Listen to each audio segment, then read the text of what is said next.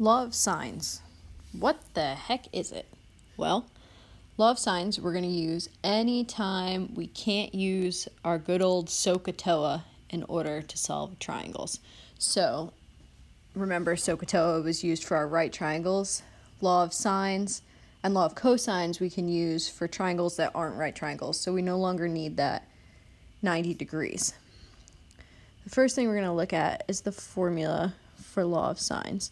My formula for law of sines says I have the sine of angle A over side A has to equal the sine of angle B over side B, which has to equal the sine of angle C over side C. This is my important formula that I'm going to be using in order to solve any of my problems. Now, I know I'm not going to use all three pieces because I don't want three things equal to each other. I'm going to pick and choose two of them to use depending on the situation. So, if I'm looking at an actual triangle, it's important to notice that I always label my angles with capital letters. A, B, and C. I can use any letters I want, but they're always going to be capital. And whatever side is directly across or opposite of that angle gets labeled with the lowercase version of that letter.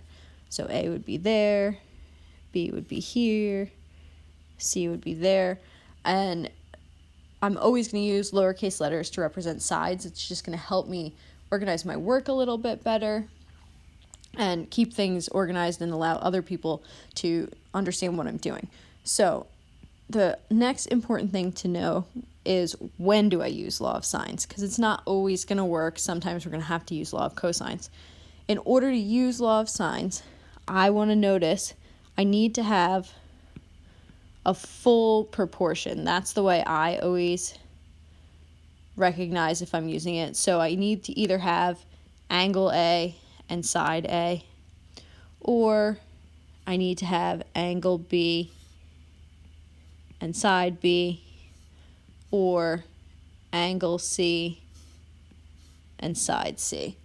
I have to have a full set of one of my fractions so that I can solve for the missing piece.